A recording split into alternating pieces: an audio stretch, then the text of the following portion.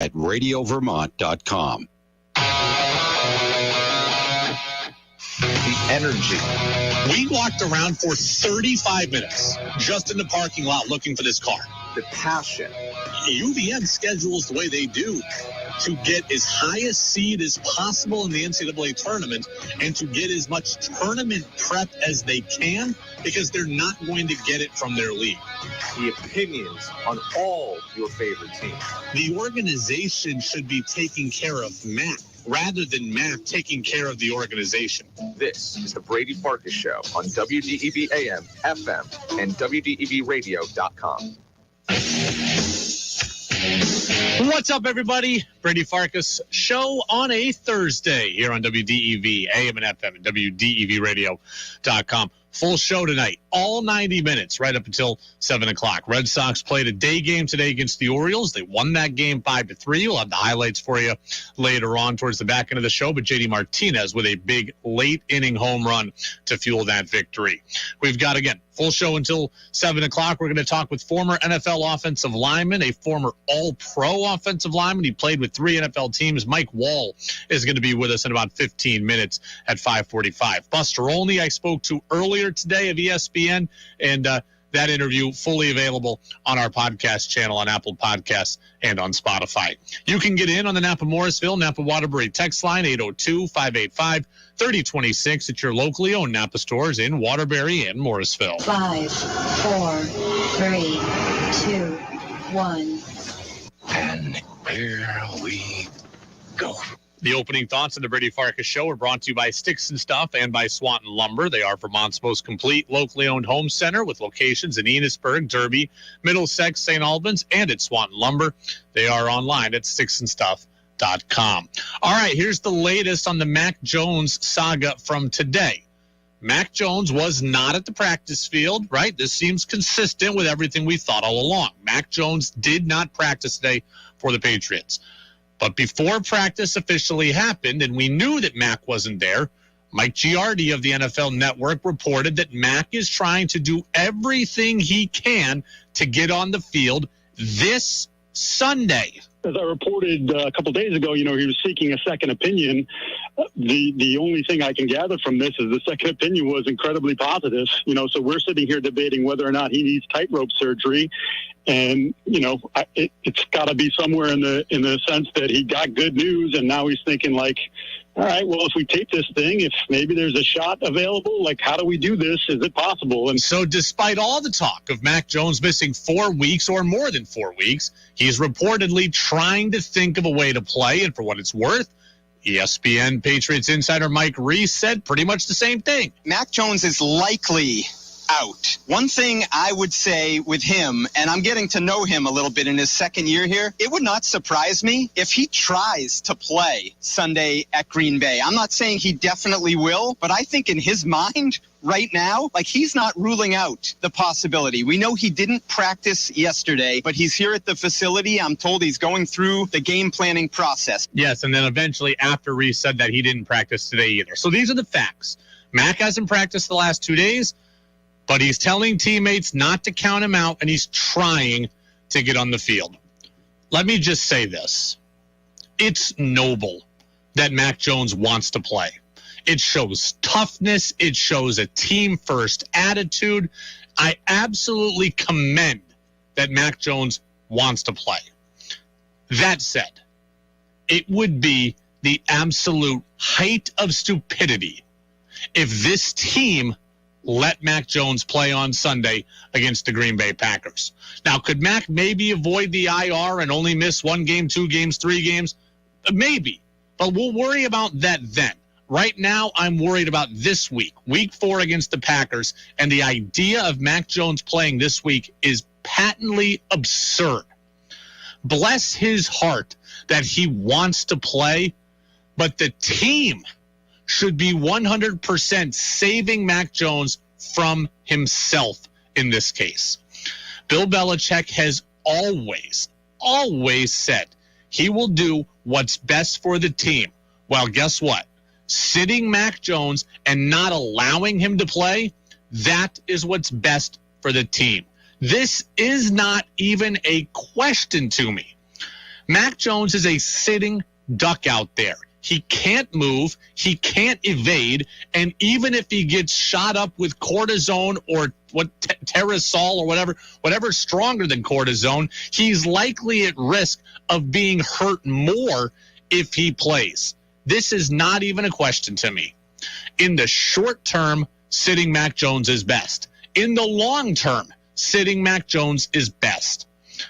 He is your quarterback of the at least intermediate future. Like, you cannot endanger that for the sake of trying to win a Week 4 game against the Green Bay Packers. Like, fine, maybe Mac's not your quarterback for the next decade, but he's under cheap, affordable contract for the next 3.5 years. You have to take care of him. You have to protect him from himself. Protect him from himself, protect the organization, and playing him would be ludicrous and would be doing nothing but endangering him. Heck, even his teammates know he shouldn't play. Giardi also got a text from a Patriots player that said, I love Mac. He's a tough guy, but he's hurting pretty good. I hope everyone's smart about this. It's a long season. Even the teammates know that Mac should not be out there. I rest my case. Mac wants to play. That's great. Bill's thinking about letting him play. Ridiculous. In the short term, I know that Mac Jones is better than Brian Hoyer, right? I said that very clearly yesterday. 40% of Mac Jones I don't believe is better than Brian Hoyer. So short term, Brian Hoyer is the better answer for this week. Long term, it's obvious that you sit Mac Jones. I spoke to Buster earlier today. I told you Buster only around. Obviously, we talked baseball, but I asked him about this whole Mac Jones situation. And I said, like, should the team be stepping in to save the player from himself, like I think? I've seen a lot of situations in the time I've covered sports where a team doesn't step in, and there's a thought of, yeah, we can give him a shot, we can give him a painkiller, and then we can go forward. And I would say that among the injuries, when you hear them, high ankle sprain is one of those ones where you're like, well, that's not going to work. Again, Buster doesn't know Mac's case specifically. And over the course of the interview, he said that, right? Like he said, I don't know his case specifically. But he's been around a lot of athletes. He doesn't think that a high ankle sprain, just being shot up with painkillers, would be a good way for him to go and handle this. And he says, Buster even said there, teams don't always save players from themselves. That really worries me as a fan. Because, like, I get that the team wants to win, but the team should also want to protect the organization and protect its most valuable assets. And right now, Mac Jones, like it or not, is the team's most valuable asset. If you let him play, you are endangering this franchise. It would be the height of stupidity. The height of stupidity to let Mac Jones play. Like, I was listening to Dr. David Chow today, who we've formerly referenced this week. He was the Chargers team doctor for 17 years. He was referenced in the Boston Globe today. He said today, like, I'm not there, but based on what I've seen and what I know, this still looks like a 4 to 6 week injury to me. So 4 to 6 weeks, he thinks, and Mac wants to play after 7 days. Anyone entertaining this is absolutely ridiculous. Absolutely ridiculous. It's the Brady Farkas Show on WDEV, AM and FM, and WDEVradio.com. And by the way, like, again, I give Mac a lot of credit that he wants to play. He shouldn't want to play. Mac Jones should not want to play. He needs to realize that 40% of him isn't what's best for this football team. It's not best for the team to have their quarterback be completely limited, and it's not best for Mac. Because I promise you, if Mac plays and gets hurt, that will be catastrophic. If Mac plays and struggles, which he will, and if Mac plays and struggles and they lose, which will happen, all that's going to be held against him, right? People are going to comb through his stats and his wins and his losses, and that's absolutely going to be held against him over the next couple of years. So when it comes time for dollars and contracts, people are going to look back and say, hey, remember 2022 when Mac was 1-7 as a starter, or Mac was 4-12 as a starter? Like, no, this is not good for Mac. I get last year it was a different situation because it's closer to a contract year. But like, how did this whole thing work out for Baker Mayfield? Baker tried to play. It was tough, and everybody realized how gritty he was. Well, he played with foot problems. He played with shoulder problems. He ends up out of town, and he cost himself millions of dollars. It's a different situation, but playing with a high degree of injury is not always the best thing, even when a player wants it. Tex says, I think of Grant Hill mortgaging his future playing in the NBA postseason for the Pistons. Remember Isaiah Thomas with the Celtics? Isaiah Thomas played hurt for the Celtics with that injured hip, hurt it further, was out for the rest of the playoffs, and his career has been over ever since. IT was talking about backing up the Brinks truck in Boston, trying to get paid, at the $150 million max contract. He gets hurt in those playoffs, and what happened? He got traded to Cleveland, was hurt most of the year, and then he's been on how many teams since then? I think he's been on the Lakers after that, the Clippers after that, Denver after that, the Wizards after that. He might have done a stint with the Mavericks after that. Like, Isaiah Thomas has been everywhere. You know what Isaiah Thomas did? He played. He took one for the team. You know what he did? He ruined his career. Mac Jones, it's commendable that you want to play. You shouldn't want to play at 40% of your capacity, and your team should not be letting you play. This better be gamesmanship. Like, this better be a Belichick gamesmanship special and not a realistic thing that people are entertaining, because this is ludicrous to me. This is absolutely ludicrous to me. It's the Brady Farkas Show on DEV. I'm going to operate under the assumption that Brian Hoyer is the quarterback, right? Like, I'm going to operate under that assumption. I'm going to ask a guy who's played. Mike Wahle is going to join us next, right? Former all-pro offensive lineman, former Pro Bowler, played with the Packers. When you have your backup quarterback in the game, how much belief do you have as his teammate? I'm going to ask Mike Wahle that. That's next in the Brady Farkas Show on WDEV AM and FM. Hi, Lisa from Gravel Construction, Route 15 in Hardwick. We are loaded with new SnowX and Western plows and sanders. If you need a new plow for your pickup, dump truck, skid steer, or UTVs, we have it. V-plows, straight blades, and power plows, stainless steel, and poly spreaders, as well as sidewalk spreaders. We can offer in-house financing to qualified buyers, and we can work with your dealership to finance your new snowplow and sander with your new truck purchase. We are Gravel Construction, Route 15, Hardwick, your SnowX, Western, and Blizzard snowplow and sander dealer. We are the experts. Give me a call at 472-3776. Flu season could be a real doozy. Good thing Kinney pharmacists are all stocked up with this year's flu vaccines. Kinney has high-dose vaccines for seniors and is the only pharmacy that can help take the sting out of shots with Buzzy, the vaccine bee. Kinney even offers needle-free vaccinations. The flu monster could be lurking right around the corner. Come to Kinney and protect yourself and your family. Ages 2 and up in New York, 3 and up in Vermont. Schedule your annual flu shot at KinneyDrugs.com. Discover Waterbury's spectacular foliage while playing the Waterbury Adventure Challenge. There's still time to start or finish playing before the game closes on October 11th, and it's a great way to experience the best of Waterbury. With a little bit of hiking, a little bit of history, and a whole lot of mystery, it's the perfect way to explore town while enjoying the fall colors. Gather your friends and family for an awesome adventure as you work to uncover the mystery on your own schedule at any time between now and October 11th. Discover more of Waterbury with the Waterbury Adventure Challenge. Learn more at discoverwaterbury.com. School is back, and Al Karen and the team at Waterbury Service Center want to remind you that road safety is more important than ever. Be alert while driving, especially around buses and children. Be sure to stay safe on the drive to school or wherever else, and as the weather changes, that means good tires. Start planning ahead now, including buying and switching them out. The good news is that Al Karen and the team at Waterbury Service Center are ready to help. Schedule an appointment now for tire changes, oil changes, annual inspection, brakes, or any other maintenance needs. Waterbury Service Center is a full-service auto mechanic conveniently located in downtown Waterbury. Call 802-244-7202 to make an appointment.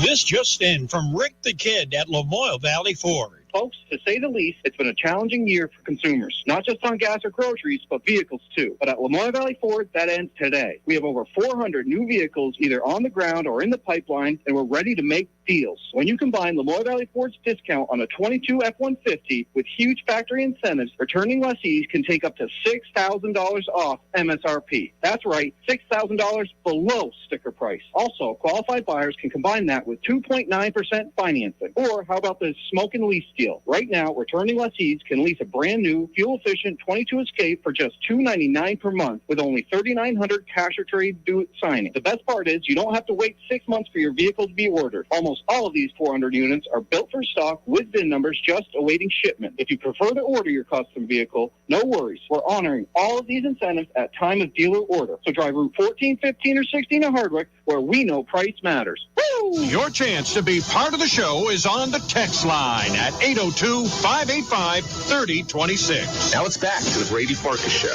on WDEV AM, FM, and WDEVradio.com. Welcome back in. Brady Farkas Show right here on WDEV AM and FM and WDEVradio.com. Yes, I'm going to operate under the assumption that Brian Hoyer is the quarterback. I'm not even going to entertain the idea of Mac Jones playing. He wasn't at practice yesterday. He wasn't at practice today. I'm not even going to entertain the idea. What I am going to do is go with that premise in hand. I'm going to go onto the phone line and bring on Mike Wahle right now. Mike Wahle played 11 years in the NFL. He was an all-pro offensive lineman. He was a Pro Bowler at the offensive line position. He played a bunch of years with the Packers. He also played with the Panthers and, yes, my Seattle Seahawks as well. Mike Wahle is joining us now on the phone line. Mike, thanks for being with us. How are you? Doing great, Brady. Thanks for having me on.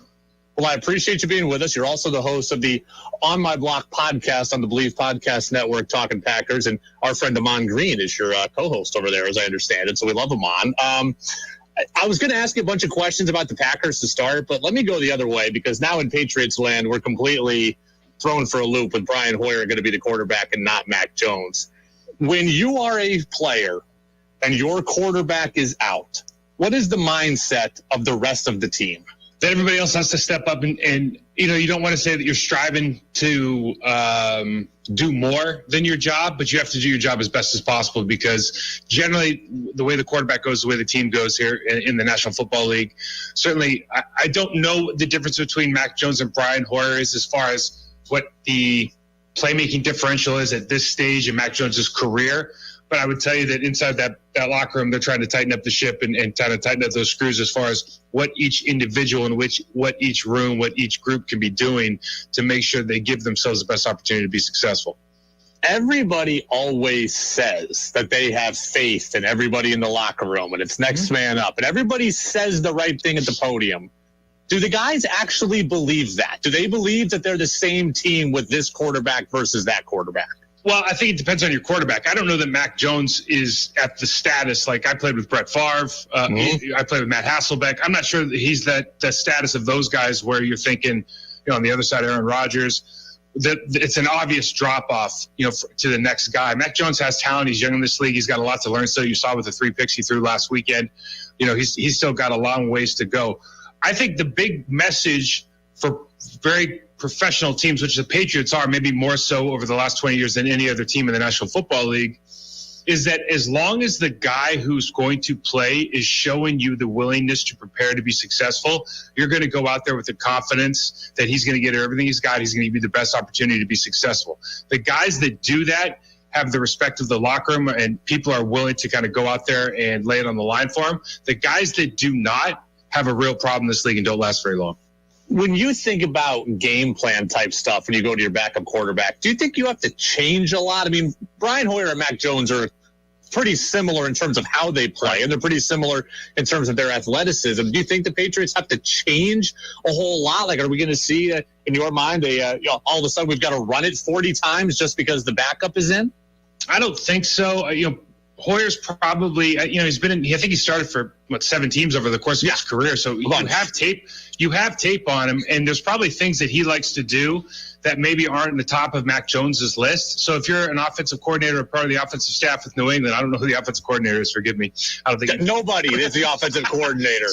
But I think as an offensive staff with New England and Coach Belichick, who's, the GOAT, man, the absolute greatest there's ever been in this game, you're going to cater the play sheet or the call sheet, especially on Tuesday when you're prepping it, and then Friday, Saturday night when you're kind of chiseling down what calls Brian Hoyer likes the most, you're going to cater that call sheet to whoever's in the game. And so there's going to be a few differences here and there. But again, like if you look at the physical makeup of those athletes, what they're good at as far as quarterbacking, I don't know that there's a huge differentiation there. You know, I think this would resonate more if we were talking about like a Titan situation where you have all the tape on Tannehill and no tape on Willis, the young kid that they drafted. We have tape on Brian Hoyer. Is there any type of element of surprise in this week where the Packers are expecting Mac and then they get Hoyer officially named later in the week? Or there's so much tape on Hoyer that doesn't really resonate here? Well, I think that's important is the defensive coaching staff for the Packers has to now game plan for two people.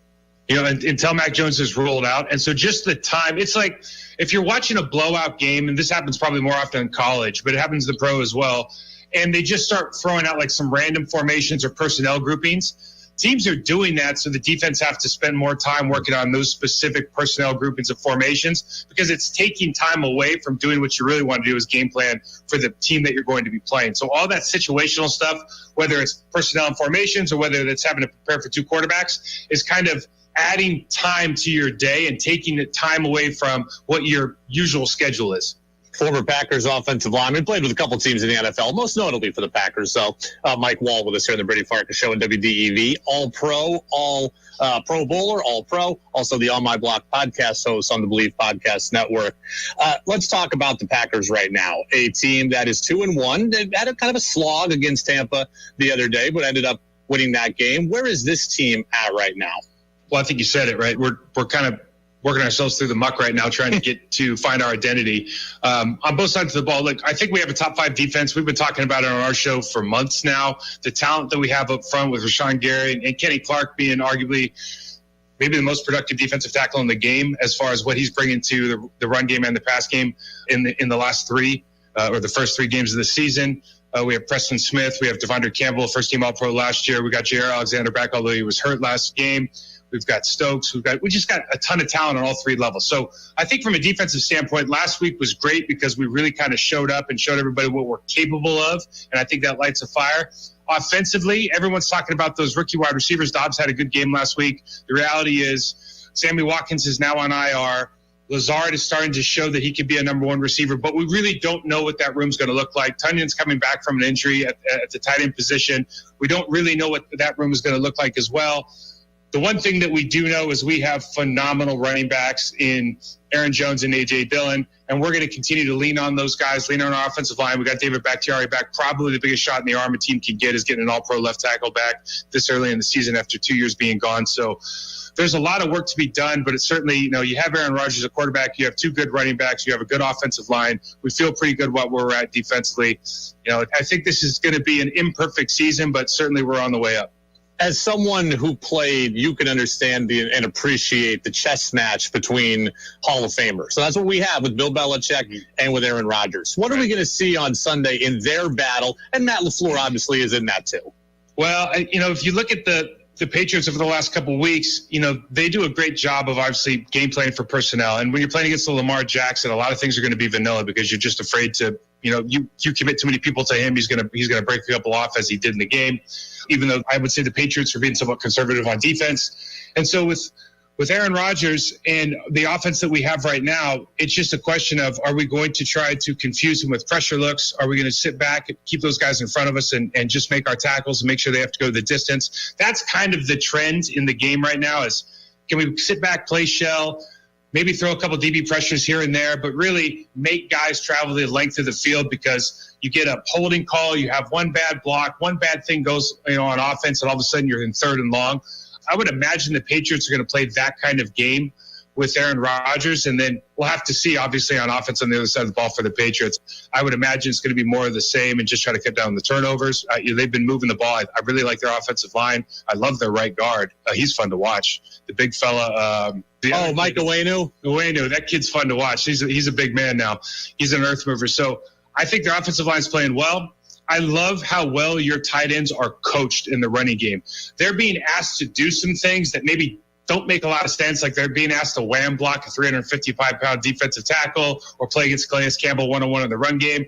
But the technique that they use, the attitude they have and they bring to the run game, they bring to the entirety of being a complete player, entirety of the offense. I think you have a lot of weapons. Devontae Parker, who I coached in Miami, is just kind of coming into his own, had a great game last week. So the Patriots have the capability of scoring points despite all the offensive coordinator talk. And it really just comes down to who's going to execute better this upcoming weekend, which is usually the case in games like this. It's funny you'd say about the offensive coordinator, and I don't know who it is. We don't, that's been our consternation here for months. Joe Judge is on the staff, Matt Patricia's on the staff. How much is Belichick involved? If you were a player, how would you feel about this setup? Are you rolling your eyes at it, or is it just, hey, Belichick's won a lot, so we have to trust it? Belichick could tell me to do just about anything as a football player, and I would do it. I'll just leave it at that. I think I'll just tell you, for me, there's very, very few people, you go into a room, you have a conversation with somebody, and you walk away and going, boy, that guy's a lot smarter than I am. And he's one of those guys. I think he's the smartest guy in any room he walks into. He's been a great coach. He's a great leader. He set the culture for that place for so many years. And it's just hard to argue with his results. So his methods have never been the same as everybody else's. And this is, no change there. But because, Belichick's like Gordon Ramsay. Like, he's the closest thing I can explain is like Gordon Ramsay. You walk into a Gordon Ramsay-led restaurant, and he's probably got 30, 40 people in the building that work for him, right? He's got waiters, bartenders, prep chefs, sous chefs, everybody. Gordon Ramsay can do the job of everybody in that building better than they probably can. And because of that, because he knows how everything works, he can teach, he can empower, he can distribute and delegate better than probably anybody in the National Football League. And so you just have to trust that the people he's putting in positions to run the offense know exactly what they're doing, because he does. Mike Wahle, NFL offensive legend on the offensive line, a All-Pro, a Pro Bowler, now a podcast host on the Believe Podcast Network. It's called the On My Block Podcast. I got to say, so my paycheck says New England, but my heart grew up in Seattle. So I grew up a Seahawks fan. Yeah. I got to tell you, I think the last time I cried in a sporting event, I tried to block out the year, I think probably 2003, the Al Harris pick off Matt Hasselbeck in the NFC playoff game there. We want the ball and we're going to score. Yeah. I was going to ask you, when you hear that go over the loudspeaker, Hasselbeck says that, what's going through your mind? So you got to remember that Hasselbeck and I were drafted. That's right, former Packer. Yeah, and we're boys. Like, we hung out. Back in the day, they benched 5 guys on Friday night. Like, they 5 guys were sat down on Friday. We were part of the 5. So we were watching college football, drinking beers on Saturdays while everybody else was getting to travel to these games. We became pretty good friends. And so if you know Matt, and I think you can see his personality the way he is on TV now, he's phenomenal. But if you know him, he's going to say something like that if given the opportunity to put a microphone in front of his face. So we all kind of, even in that moment, you kind of smile and you go, yeah, good for you, man. I'm glad you said it. But it certainly turned out in our favor. Now you go to Carolina after Green Bay. You get there 2005. 1 year off the Patriots win over the Panthers in the Super Bowl, right? 2 years. 2. Yeah. Okay. I was going to say. So they lost to the Panthers. The Panthers lost to the Patriots. Then they lose. I think they go 4-12 or something, not very good the next year. Then they reload and they bring me and Kenny Lucas in. And we go to the NFC Championship, lose to Seattle, and Seattle gets robbed in the Super Bowl versus the Steelers. Absolute biggest rob job I've ever seen in my life, man. Like, that was the worst refereed Super Bowl maybe in the history of Super Bowls. But I'll never forget when I'm walking through this Panther story, but it's really a Patriots story. And I forgot what year it was. It must have been 2006, 2007, though. And the Patriots got the whole Spygate thing, right? Yeah. And our head coach, our quarterback, guys are walking through the building when that broke, and they were so angry because now they were absolutely convinced they had been robbed of the Super Bowl because the Patriots were. I knew it. They knew this. They knew this play, and it was just like, oh, come on, guys, But it was. I remember that day stuck out as like, man, people were angry when they found that information out. Mike Wahle, On My Block Podcast with Amon Green, Believe Podcast Network, former Packers, Panthers, Seahawks offensive lineman. Mike, we appreciate it. Game time Sunday, 4:25. Enjoy the game. Hey, you too, man. Thanks for having me on. Yeah, I would love to have Mike Wahle on again. 11 years in the league, an all-pro offensive lineman, and great. We can't recap everything now in 30 seconds. We're going to recap some of what Mike had to say after the break. Interesting on that Spygate story, by the way, not because of the Patriots, but because the Dolphins are worried that the Bengals or somebody was spying on their practice. There was actually an NFL investigation. Those 2 teams are going to play on Thursday night tonight. And yes, the we want the ball, we're going to score Matt Hasselbeck thing that's forever going to haunt me. That game will forever haunt me. The Matt Hasselbeck drops back deep, mid out on the left side, looking for Alex Bannister, intercepted by Al Harris, taken down the sideline. I'm never going to get over that. I am never going to get over that. Nice that Mike Wahle was on that Packers team. I always hate hearing that story, but I always ask about it, just bringing up, I guess I'm a masochist. Is that what it is when you like pain? I guess that's me. So Mike Wahle was awesome, though. Our six-pack of NFL questions. That's next after CBS News on DEV. 96.1 WDEV FM Warren. 96.5 W243 AT Barrie. 98.3 W252 CU Montpelier. AM 550 WDEV Waterbury. This is CBS News on the Hour, presented by Liberty Mutual Insurance.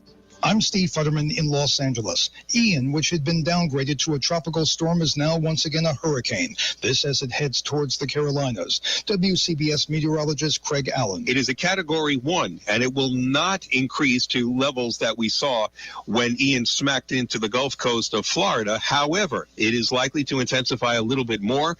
Current winds are about 75 miles per hour. Could get up to about 85 miles per hour. In Florida, they are trying to assess the damage there. CBS's Jason Allen. State officials say the next couple of days are going to be critical for response teams, and they are urging people not to survey the damage themselves. Let the crews get in there, do what they need to do. We're coming in full force.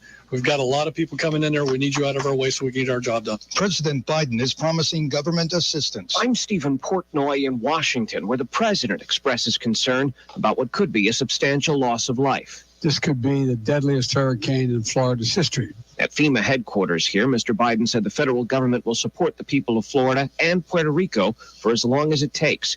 He said he intends to visit both hurricane-ravaged locations when conditions allow. There is some bad news on the COVID-19 front. CBS's Alexander Tin. There are signs the nationwide slowdown may now be coming to an end. In New England, COVID hospitalizations have accelerated some 30%. And in the New York and New Jersey region, weekly nursing home COVID cases climbed for the first time in several weeks. Russia is going ahead with plans to annex portions of eastern Ukraine. It's being soundly condemned. UN Secretary General Antonio Guterres. Any decision to proceed with the annexation of Donetsk, Luhansk, Kherson, and Zaporizhia, regions of Ukraine, would have no legal value and deserves to be condemned. Disgraced former New York Governor Andrew Cuomo has announced his future plans. CBS's Linda Kenyon. The former governor, who resigned his position last year following allegations of sexual harassment, says he's going to host a weekly podcast. My intention is to speak the full truth, unvarnished, from the inside out, frank and candid. He also plans to establish a gun safety program and start a political action committee to elect the right people to office. We do not need more panderers. We need producers. It was another bad day on Wall Street. Financial analyst Michael Thor says investors are worried about the Fed. With them trying to slow things down and the economy already slowing down, a lot of investors today voted with their wallets and hit the sell button, taking stock prices lower. The Dow lost 458 points, the NASDAQ 314, the S&P was off 78. This is CBS News. Liberty Mutual customizes your car and home insurance, so you only pay for what you need. Visit libertymutual.com to learn more.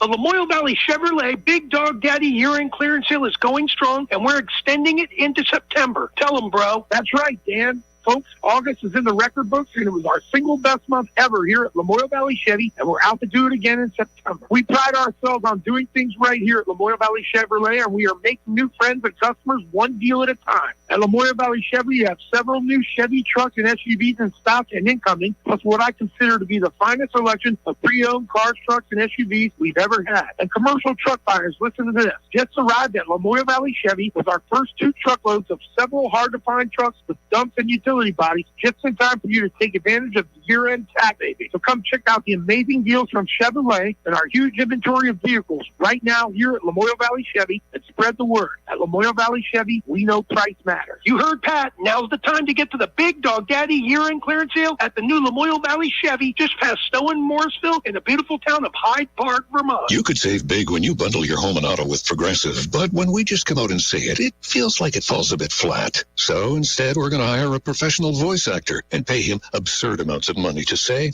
I like this product. Not sure why that was better. I mean, I'm a professional too, but we didn't pay him to say the business part, so back to me. Save big when you bundle your home and auto with Progressive.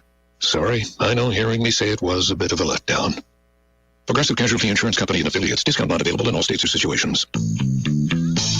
It's Macy's VIP sale with an extra 30% off our latest fall arrivals and all the brands you love with your coupon or Macy's card. And get 15% off skincare, makeup, fragrance, and more of your beauty faves now at Macy's. And get contact-free curbside pickup or pickup in store today. Details at Macys.com/pickup. Savings off regular sale and clearance prices. Exclusions apply.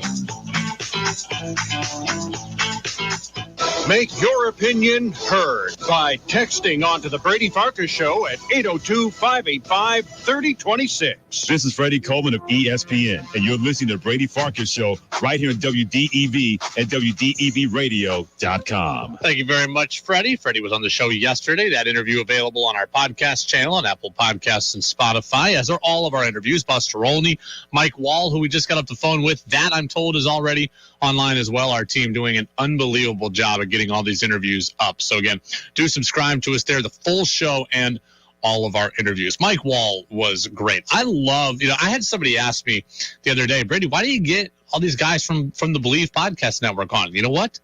Because they're all awesome. We had Daniel Wilcox last week doing the Believe in Ravens podcast, former Ravens tight end. Mike Wahle this week doing the Packers one. Glover Quinn does the Lions one for Believe, former defensive back. We're going to try to get him on next week, too, before Patriots and Lions. I'm going to keep getting all the Believe guys on that want to come on because they've all been awesome. I used to do the podcast there with Doug Flutie, and I thought Flutie was great. I've developed relationships with the company and developed relationships with some of these guys, and a lot of them are super willing to come on, and they're all really, really fun to be around. And so they've all got great stories, too. I thought Mike Wahle was awesome. I don't know that I was buying him believing in the backup quarterback, but we'll do that in Who's Saying What in about 15 minutes. But for now, we got to get to our six-pack of NFL questions. Remember, here's the deal.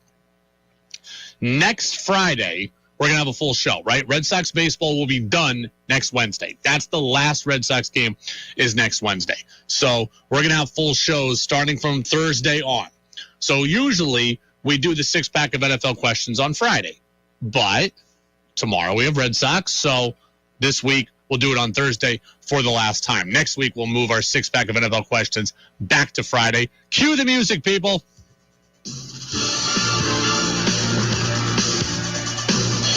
And cue the big voice guy, question number one. The best game of the NFL weekend is... A couple of really good games on the NFL docket here in week number 4. The best game, though, Bills at Ravens. This is a great battle in every sense of the word, isn't it? No matter how you slice it, this game is going to be fun to watch. The Bills are 2-1, so are the Ravens. You have two teams looking to move to 3-1, which is a great position. One team looking to avoid going to 500. And while, look, one of these teams could still come back from 2-2, 500 is not where they want to be after the first month. So you have a game that means something record-wise. It's a battle of possible MVP candidates. Josh Allen against Lamar Jackson. Both can run. Both can beat you from the pocket. Both are weapons that their coaches deploy, and both are huge weapons that the opposing defense has to account for. The Bills are coming off an upset loss against Miami. How do they respond? The Ravens are coming off a nice win on the road against Bill Belichick. How do they respond? Buffalo has a ton of injuries, so they're being tested here. How much adversity can they overcome? By the way, it's a matchup of strength versus weakness. Josh Allen leads the NFL in passing yards at already over 1,000 passing yards through 3 games. The Ravens dead last in pass defense. Okay, something's got to give there, right? Two of the top 3 scoring offenses in this game. The Ravens have the most points per game in the NFL at 33. The Bills are third at 30.3. So this is a matchup that features star power. It's a matchup that features 2 good teams, 2 good coaches. It's a matchup that matters in the standings. It's a tiebreaker that could come into play down the road in the AFC playoff picture. And how about the Bills, by the way, with their schedule? You look at the first month schedule for the Bills at the Rams, Titans, so Rams, Super Bowl champs, Titans, AFC top seed last year in the playoffs, Dolphins now 3-0, and now Baltimore, a team that's perennially in the playoffs, and Lamar Jackson, who very well might end up being the league MVP. Tough schedule through the first month for Buffalo. They're looking to move to 3-1. The game that intrigues us most is... Yeah, this is going to be the first time in the history of the six-pack of NFL questions that I have put the Jaguars in the most intriguing game category.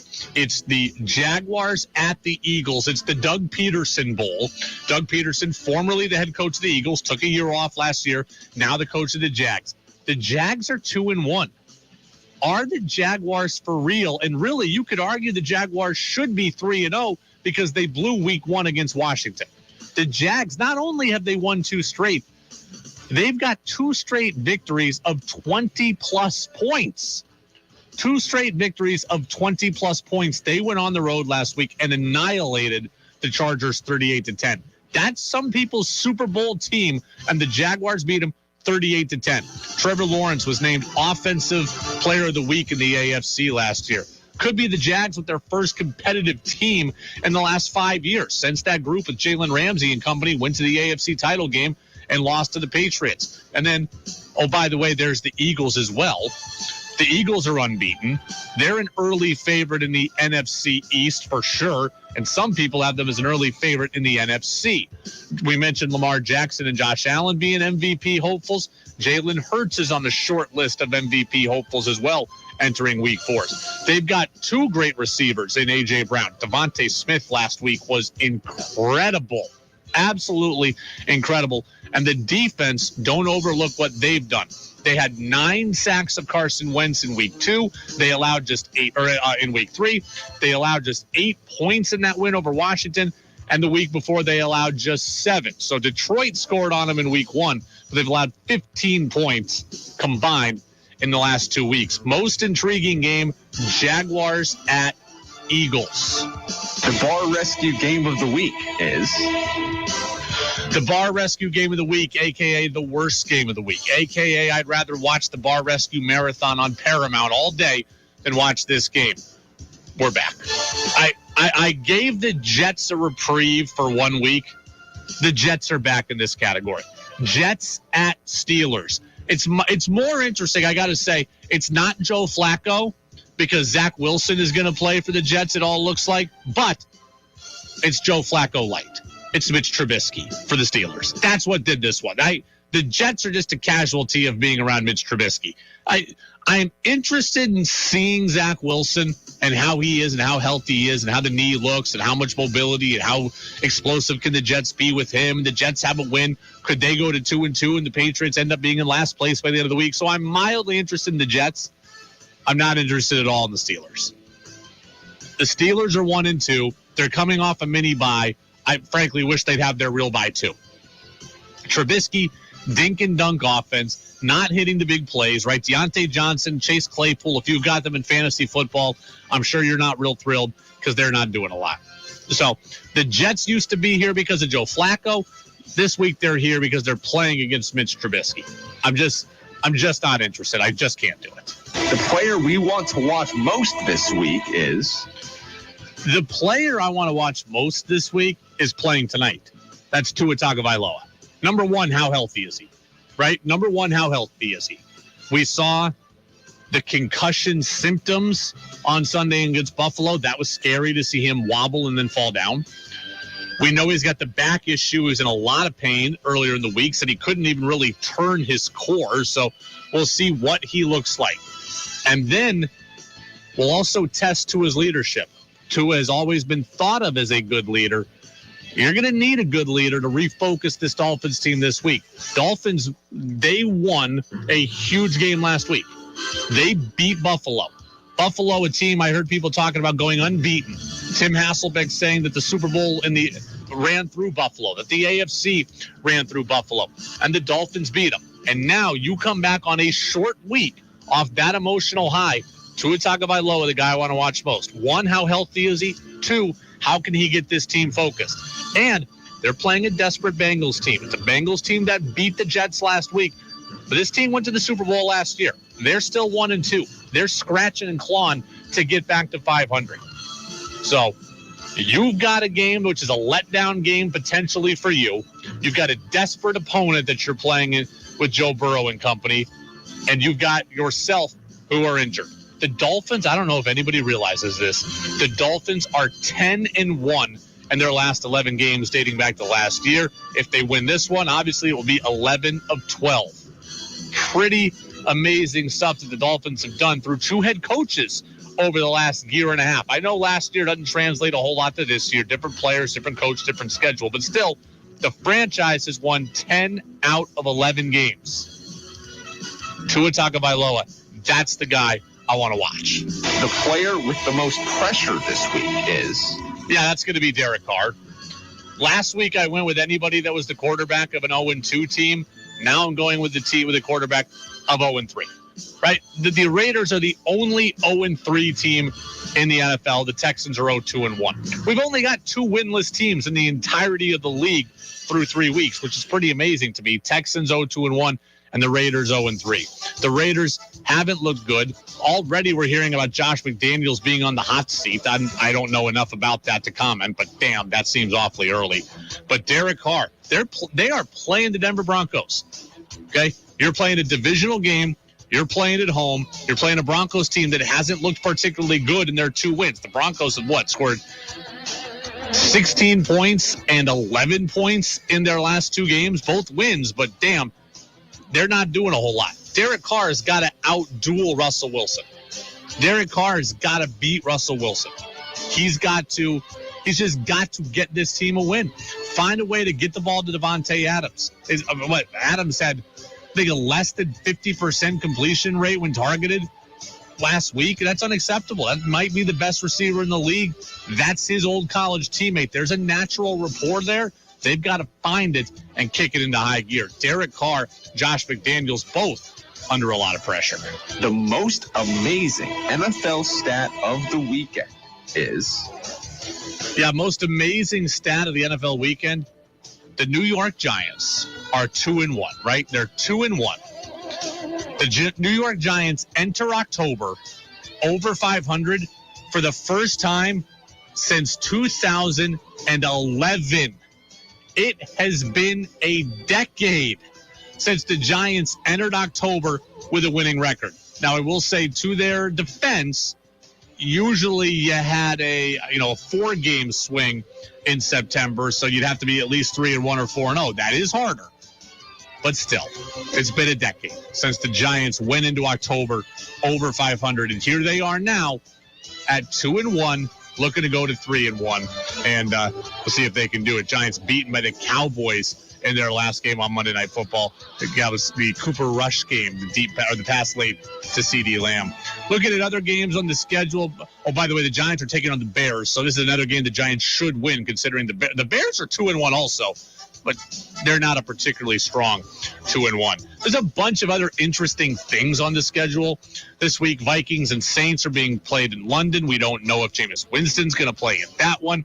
Seahawks at the Lions, that's a pretty dog game. I'm kind of a fan of the Lions just because I like lovable losers. They're going to play this one maybe without DeAndre Swift, maybe without Amon-Ra St. Brown. Most people are picking the Lions, and I'd pick the Lions too, but they look like they could be severely shorthanded. Titans and Colts, don't have much interest in that, but that's a big battle in the AFC South. Chargers and Texans, another game I almost put for the bar rescue game of the week. The Chargers are a dumpster fire, right? Rashawn Slater's out for the year. Joey Bosa's out most of the year. Justin Herbert's hurt. I mean, this is just they are just a tire fire right now. Browns and Falcons, not much to say there. Commanders and Cowboys. Cowboys are 2-1. And then, let's see. An interesting matchup between Kyler Murray and Baker Mayfield there as the Cardinals take on the Panthers. And then, of course, the Patriots and Packers. Chiefs and Bucks, that game is going to be played in Tampa on Sunday night. Monday Night Football is the Rams at the 49ers. All right, kill the music. Thank you very much. It is the Brady Farkas Show on WDEV, AM and FM, and WDEVradio.com. Will in Plattsburgh says, in response to our first segment, the Patriots have enough problems without getting Mac Jones hurt even more. I agree. Mac Jones should not be playing.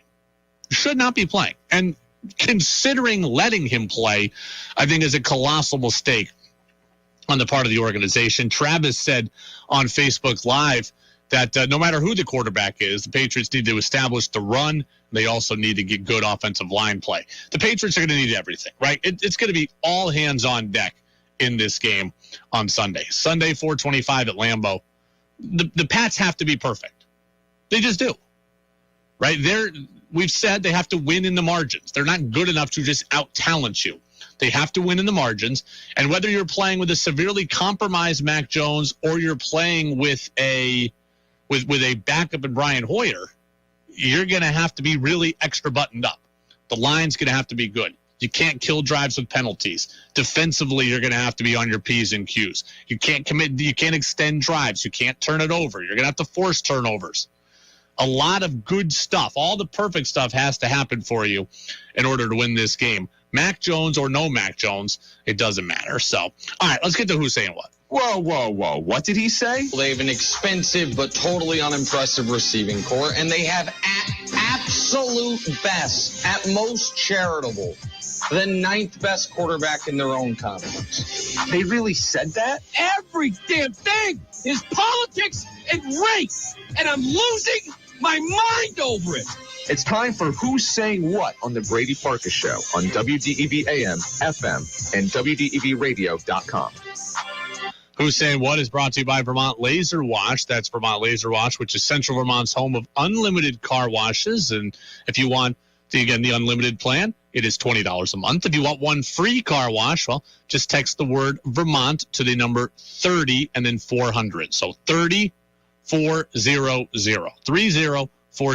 Text the word Vermont. So, all right, we just had Mike Wahle on. Mike Wahle, the former offensive lineman, played for the Packers, played there for a bunch of years, and now he's a Packers podcast host on the Believe Podcast Network.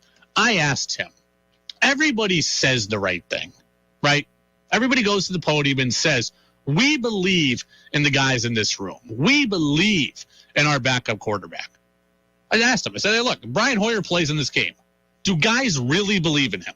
That everybody else has to step up and you don't want to say that you're striving to do more than your job, but you have to do your job as best as possible, because generally the way the quarterback goes, the way the team goes here in the National Football League.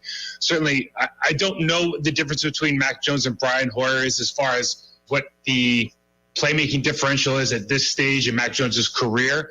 But I would tell you that inside that locker room, they're trying to tighten up the ship and try to tighten up those screws as far as what each individual and what each room, what each group can be doing to make sure they give themselves the best opportunity to be successful. Mike also went on to say that as long as the replacement is a hard worker and he's battling and he's grinding, guys are going to go to battle for him. A couple of things. I don't know that I trust that the guys in that Patriots locker room really trust or believe in Brian Hoyer. I do believe what Mike said, that they're going to play hard, right? They're going to play hard for him. Brian Hoyer is a veteran. He plays hard. He prepares hard. He works hard. He's generally likable. The guys in that locker room, they will play hard behind him. But I don't believe that translates into confidence in him. NFL players know when they're out there with lesser players. And Brian Hoyer is a lesser player. And that's it. So they can like the guy. They'll rally around him. They'll try their best. They'll try their best to lift him up. But at the end of the day, no one in that locker room really believes that Brian Hoyer is going to go out and be special enough to take the place of Mac Jones. Nobody believes that. I don't believe that for a second. If you're asking me what the Patriots need to produce confidence, they need to produce results early in that game.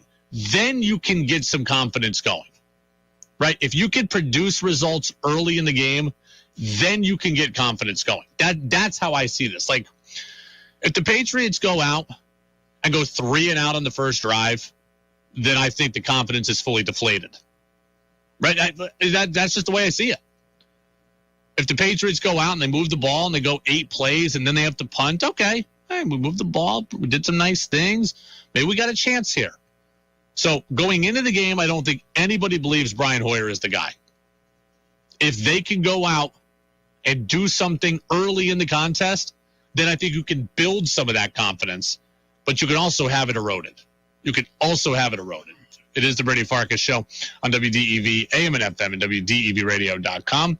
Jazz with George Thomas is coming up at 7 o'clock, running from 7 until 9, and it's Eye on the World with John Batchelor. I just saw George pop in here. It's the first time I've seen George in several weeks. We've had so many Red Sox games, so we'll get his show coming up at 7 o'clock. We will step aside. Mac Jones' injury. Does it provide Bill Belichick with a get-out-of-jail-free card for this year? We'll talk about it next, right here on WDEV, AM and FM.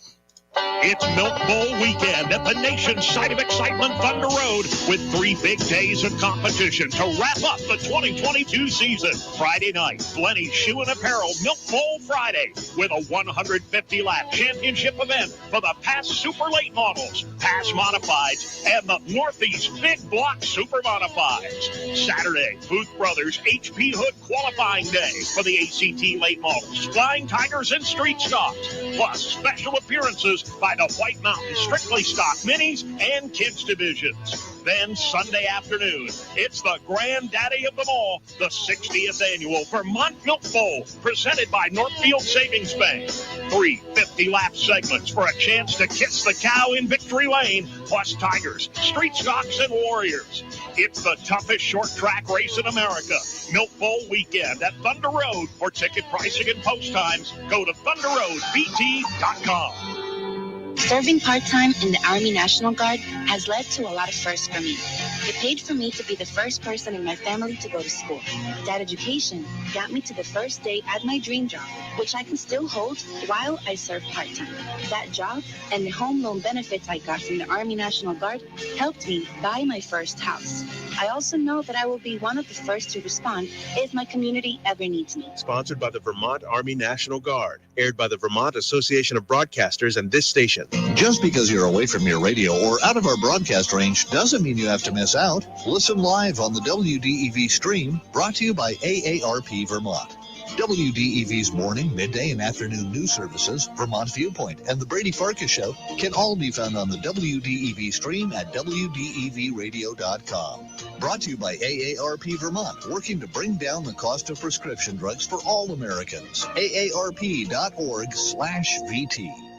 Attention all business owners who rent or lease space, including storage space. Stop wasting your money paying someone else for your space. You can now save a ton of money and own your own building with the incredible sale prices from General Steel. That's right, start saving money every month on renting space from others. Just call 877-25-STEEL to see how General Steel can help you save money. Our 50-year structural warranty buildings are custom designed for your needs and save you a ton of money. Call 877-25-STEEL. Take it from a successful entrepreneur. If you need to expand or start a new business, you need General Steel. Great team and the competitive pricing is the reason I went with General Steel. Call 877-25-STEEL now, and you can get any of our popular quick construction structures, including a 40 by 60 foot building or a 50 by 100 clear span building, fast and easy. Call 877-25-STEEL. That's 877-257-8335. 877-25-STEEL. Want Brady to hear your opinion on the sports stories of the day? Text in at 802-585-3026. This is Field Yates of ESPN, and you're listening to the Brady Farkas Show on WDEV Radio and the WDEV app.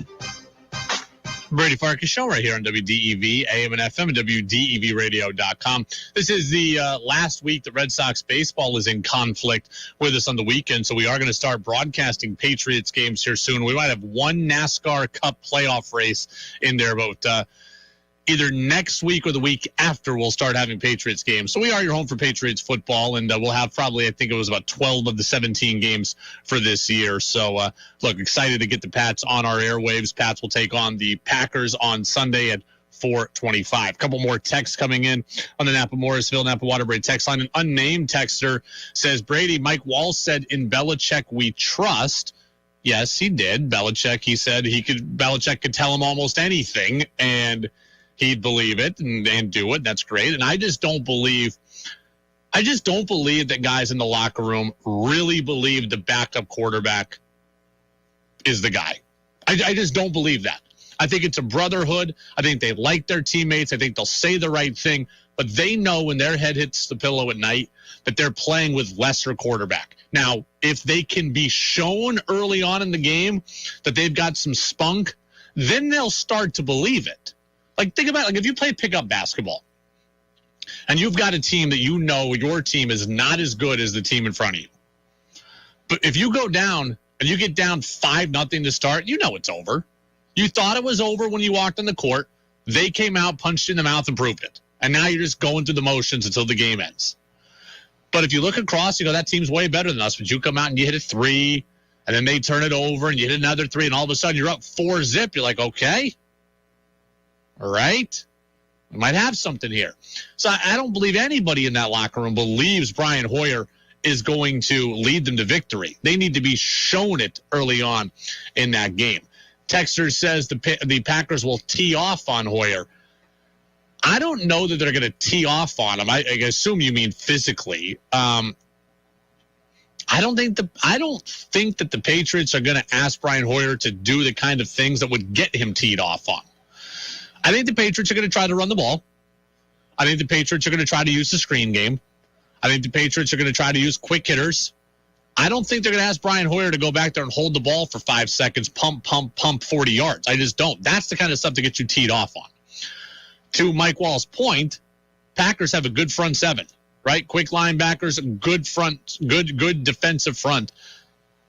The best way to neutralize that is to get the ball out of Brian Hoyer's hands. So I don't know that he's going to get physically teed off on.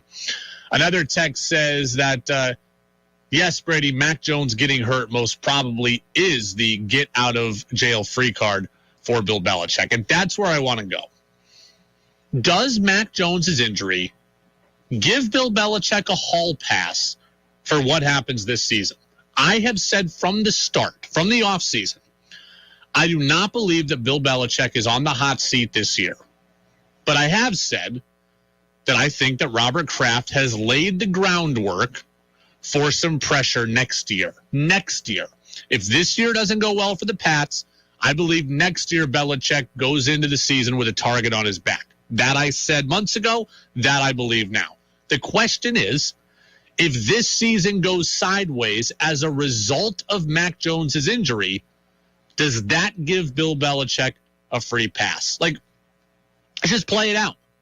If Mac misses 4 games, and he comes back to them being 1-6 and out of it, is Bill Belichick absolved of the pressure that I think he would have on him for next year? If Mac comes back quickly and just doesn't play like himself, and all of a sudden they're 3-8 at one point, does that give you the get out of jail free card if you're Bill Belichick? Here's Ross Tucker, former Patriots offensive lineman. He says, yes, he thinks Belichick does have the hall pass. He should not, Lou, get a pass, but he probably will. All the equity that he's built up over the years, I think on some level in the court of public opinion, this almost helps Belichick. Because if they had Mac all year and they go 8-9 and they miss the playoffs, then it's like, oh man, they took a step back. They even had a second-year quarterback who had taken them to playoffs as a rookie. That's a bad look for Belichick. If they end up winning 6 or 7, and Hoyer plays 4 to 6 of those, then it's like, yeah, they didn't have a good year, but Mac Jones got hurt. I agree. I 100% agree with Ross Tucker. A Mac Jones injury changes everything for Bill Belichick. Everything. Because I think the issue for Bill Belichick is not Bill Belichick to coach. I think the issue for Bill Belichick is all the decisions that he's made. Bill, the GM, I believe, is under more pressure than Bill, the coach. But if Mac is hurt, we can't fairly judge Bill, the GM, can we? Belichick puts Judge and Patricia on the offensive staff. How can we fairly judge that decision if they're playing without Mac for an extended period of time, or if Mac is severely compromised? Right? Like we can't judge the offensive coaching staff if they're coaching without Mac Jones. We just can't. So Belichick gets a pass there. We'll say, people have said, Belichick didn't do enough to address the offense. Well, how can we tell if Brian Hoyer is the quarterback for a large period of time. How can we tell that? Are we blaming it on not getting the supersized and great wide receiver? Are we blaming it on Brian Hoyer? I'm going to blame it on the quarterback. If you think Belichick didn't do enough to help the defense, which is something that I think, how can we really hold him accountable for that when you don't have the quarterback who can keep the defense off the field? Right? Like, you're going to give the defense a free pass. If they've got to play 40 minutes because the offense can't move the ball, you're going to give the defense a free pass, and therefore Belichick's moves or lack thereof, they get a free pass too. The biggest gripe with Belichick coming into the season were all the moves he made as a personnel guy. We can't judge those fully if he's out his biggest piece of personnel in Mac Jones. And that to me is just the way it is. This absolutely will give Bill Belichick a get-out-of-jail-free card if Mac Jones is out for a significant period of time. 1 game, probably not. 4 games, 6 games, 8 games, that is you write this year off and say, we'll try it again next year. Can't blame Bill. You all wanted a wide receiver. So did I. Bill didn't get one, right, other than Devontae Parker. We can't blame the offense's lack of success on that anymore. We have to blame it on not having a good quarterback anymore. But, Bill, you didn't do enough to help the defense. Where's another DB? Where's the pass rush? Oh, they got to play 40 minutes because our offense stinks? Well, why does our offense stink? Because our quarterback's hurt. Bill Belichick has an answer for anything that goes wrong record-wise. And then there's this. Seth Wickersham, who wrote the book on the Patriots and all their dysfunction called It's Better to Be Feared, I spoke with him earlier this week, and the interview is online on our podcast channel. I asked him kind of a version of this question, and here's what he said. I don't think that Bill Belichick should ever be on the hot seat after how much he's meant to that franchise, how much he's increased everybody's stature and wealth. And in my opinion, he has earned the right and deserves the right to be able to coach that team until he decides he doesn't want to. There's the question for the room. Should Bill Belichick ever be on the hot seat? Seth Wickersham says no. I ask you, 802-585-3026, Napa Morrisville, Napa Waterbury text line. If you're Robert Kraft, can you put Bill Belichick on the hot seat, and can you fire him? Can you ever fire him, or does he get the right to hang around as long as he wants? I disagree with Seth. I think Bill Belichick does deserve to be held accountable. I think that Bill Belichick can be fired. This is not college football. This is not college sports where guys get lifetime contracts because of what they've done and meant to the university. This isn't Joe Paterno. This isn't Mike Krzyzewski. This isn't Bobby Bowden. This isn't Bill Self. All these coaches that have gotten lifetime contracts. It's different in college because those guys are institutions of an institution. Bill Belichick, to me, is not afforded the same thing. He's unbelievable. He's the best of all time. It does not make him unfireable ever. So, yes, there is a time to me where Bill Belichick can be on the hot seat.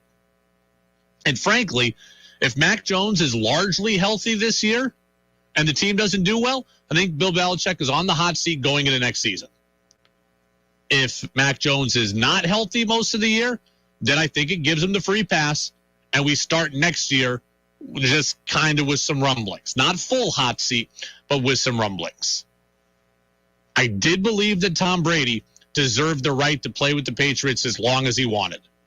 I held that sentiment for a player. I do not hold that sentiment for a coach, even as one as great as Belichick. I'm not saying you rush him out the door, but to act like he's above being let go ever, I'm not buying that either. It has been 3 years now since the Patriots last won a playoff game. 2019, Tom Brady there, they lose first round of the Titans. 2020, losing record, don't make the playoffs. 2021, winning record, fade down the stretch, get blown out in the playoffs. And this year, it looks like they're not going to make the playoffs again. Again, you'll have a built-in excuse for some of that, but it looks like it's going to be 4 years without winning a playoff game. Not a Super Bowl, but a single solitary playoff game. No matter who you are, you just don't get that long of a leash as an NFL head coach. You have to produce. And as Bill Belichick makes more questionable moves that leads to lack of on-field success, you're talking about the double whammy. Bill runs the personnel, and Bill coaches the team. If the team doesn't play well, Bill doesn't have another guy to blame and say, yeah, but that guy set the roster. Bill set the roster. So he's got the double whammy there. And at some point, he would deserve to be held accountable. I do believe that if Robert Kraft was going to fire Bill Belichick, I believe he would deserve the courtesy to resign on his own. That, I think, would be admirable and noble of Robert Kraft to give Bill Belichick that opportunity. But if Bill says, screw you, old man, I don't want to, then at that point, Bill Belichick, to me, does become fireable. I don't believe that anybody is above it in professional sports. I just don't. Text says, yeah, Stephen Faiston says, that's an interesting question. I bet fans would be 50-50 on that. A lot of people will run out of patience. Again, the quarterback, I believe Tom Brady would have deserved to be a Patriot as long as he wanted. Guess what? People bought Tom Brady jerseys. People bought Tom Brady football cards. People owned Tom Brady memorabilia. People saw Tom Brady hoist the Lombardi Trophy 6 times. And fair or not, people are more invested in players than they are coaches. Nobody ever bought a Bill Belichick jersey. Robert Kraft didn't buy a Bill Belichick jersey. So again, I'm not rushing him out of town. But if the time came, you're not above being let go. Right? You're not. Phil Jackson could be let go at a point. Steve Kerr can be let go at a point. Joe Torre could be let go at a point. Sparky Anderson. Like someone says, a lot of Belichick hoodies, though. Yeah, there's some of those, mainly as Halloween costumes. But I'm not affording Bill Belichick the same leeway that I would give Tom Brady. I'm just not. If Tom Brady wanted to play quarterback until 47 and go 4-13, I would suck it up because of all he brought. But Bill Belichick now, 3 years without a playoff win, we're going on 4. And then at that point, you're starting to run out of patience. Bob in Moncton says, the question is does Belichick want to have some losing seasons, then have someone else step in and have immediate success? It's an interesting question. I don't think anybody wants that. Right? I don't think anybody wants that. I think for the most part, when you are let go or when you are done, I think your ego always wants to see the people behind you fail. Right? Like, especially if you're fired. I got let go from a job. I was rooting for that station to go out of business. Full disclosure. I didn't want to see them succeed. I wasn't rooting for anybody there. If Bill Belichick is fired ever by Robert Kraft, no, he's not going to want to see immediate success. The only way he wants to see immediate success is if his son gets the job. If Steve Belichick gets the job, then Bill will want to see success. Beyond that, the answer to that question is no. I also just think the question would be also, does Bill want to be around for teams that he thinks are not very good? Like if the Patriots this year are, and I don't think it's going to be this bad, but if they are 4-13, does Bill want to stick around? My guess would be yes, because he also knows he didn't have his quarterback. But I don't think Bill wants to stick around and tarnish his legacy. Text says, how would all this, if Belichick struggles in the last few years, how would this reflect on him? People are still going to think Bill Belichick's the best of all time. People will think that the game change too much for him. People will think he couldn't adapt, but it won't taint his overall legacy. The Tom Brady stuff will taint his legacy more than a couple of 7-9 seasons or 7-10 seasons. So I think Bill Belichick's legacy is written, and Bill Belichick's going to pass down Shula for the all-time wins record at some point here soon. So that's going to be his legacy. If he struggles, then I don't think it's going to be that big a deal. I mean, it's going to be a big deal to us in the short term, but long-term, Bill Belichick's legacy, that is going to be written. Real quick on a local front, I just wanted to get to this because this was interesting. Some interesting scuttle and conversation around college athletics that Lemoyne College, which is a Division II school, it plays in the Northeast 10, same league that St. Michael's College does. They're transitioning to Division I, and they're going to start that process next year. Now, Lemoyne is an excellent lacrosse program, an excellent softball program, pretty good baseball too. They've had success in basketball. They beat Syracuse in an exhibition. This is a little more than a decade ago, but they've beaten Syracuse on their home floor. I wonder if Lemoyne will be a target for the America East and will be a target to be one of UVM's next conference mates. I mean, the conference needs another team, right? They lost Stony Brook. They replaced them with Bryant. They've lost Hartford. They've replaced them with nobody. So the league needs another team. Lemoyne fits the league footprint, right? It's in the Northeast 10 right now, where teams from all over New England are already going out there to play, and they're already traveling to. So travel-wise, it's largely the same. It's nearest to Binghamton, 2.5 hours west of Albany. So it fits the league footprint. So it's not right in your backyard, but it's close enough. It's good, Lemoyne is, in the programs that the America East cares about, lacrosse and basketball. Lacrosse, the men's team has 5 national titles in the last 20 years. The women's team has 1. So I could see this making sense. Now, it's a private school, so a private school league might fit it better, right? The MAC or the Northeast Conference.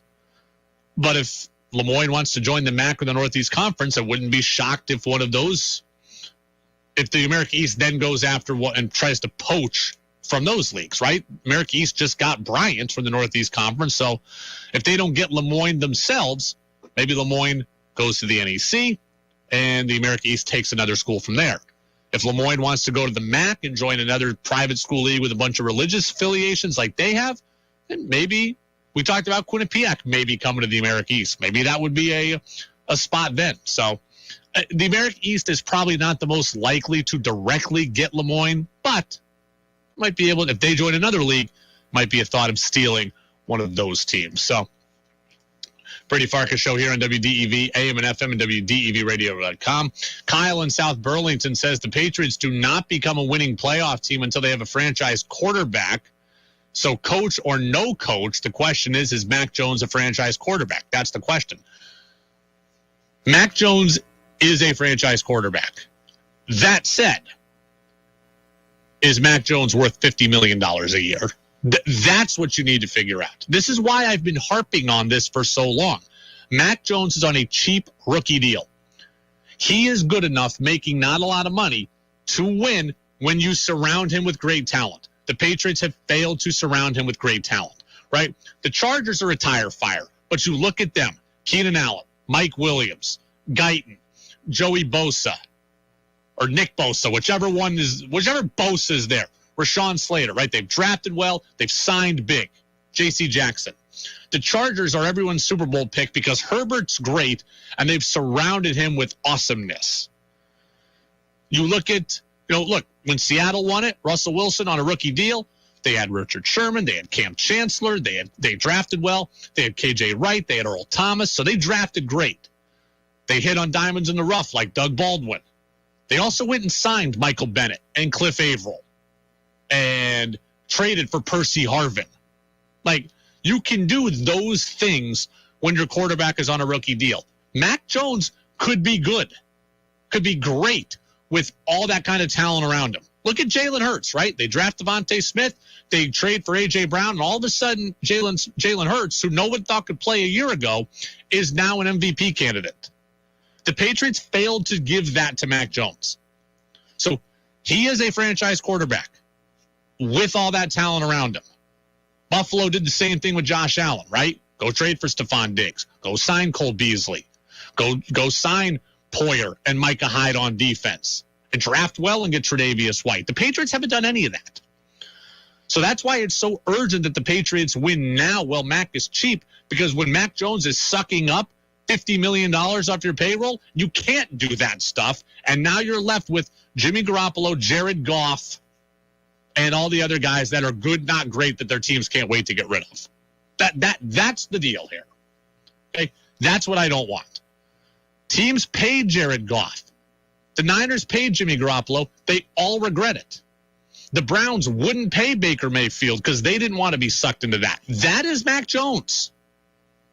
So you better win now while he's cheap. Red Sox beat the Orioles earlier today. We'll give you the highlights. That's next on DEV. WDEV brings you coverage of the Eastern States Exposition, the Big E, from West Springfield, Massachusetts. Tom Beardsley and Greg Titus will bring you the results of the agricultural competitions and Vermonters promoting Vermont goods and services in the Vermont Building on the Avenue of States.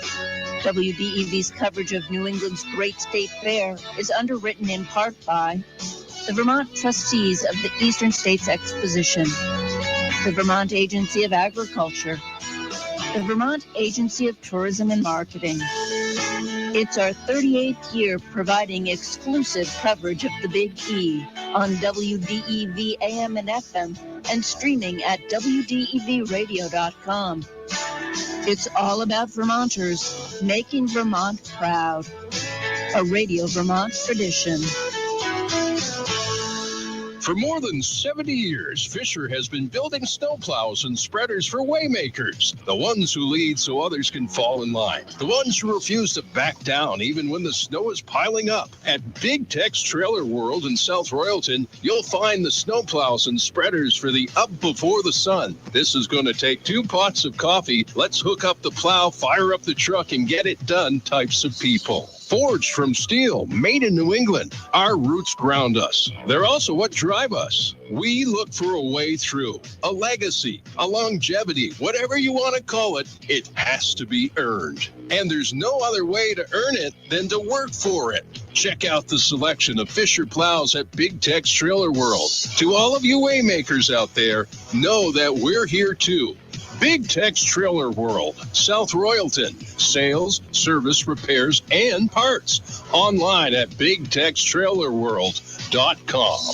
This just in from Rick the Kid at Lamoille Valley Ford. Folks, to say the least, it's been a challenging year for consumers, not just on gas or groceries, but vehicles too. But at Lamoille Valley Ford, that ends today. We have over 400 new vehicles either on the ground or in the pipeline, and we're ready to make deals. When you combine Lamoille Valley Ford's discount on a 22 F-150 with huge factory incentives, returning lessees can take up to $6,000 off MSRP. That's right, $6,000 below sticker price. Also, qualified buyers can combine that with 2.9% financing. Or how about the smoke and lease deal? Right now, returning lessees can lease a brand new, fuel-efficient 22 Escape for just $299 per month with only $3,900 cash or trade due at signing. The best part is you don't have to wait 6 months for your vehicle to be ordered. Almost all of these 400 units are built for stock with VIN numbers just awaiting shipment. If you prefer to order your custom vehicle, no worries. We're honoring all of these incentives at time of dealer order. So drive Route 14, 15, or 16 to Hardwick, where we know price matters. Woo! The Brady Farkas Show now has an interactive text line, so reach out now at 802-585-3026. Now it's back to the Brady Farkas Show on WDEV AM, FM,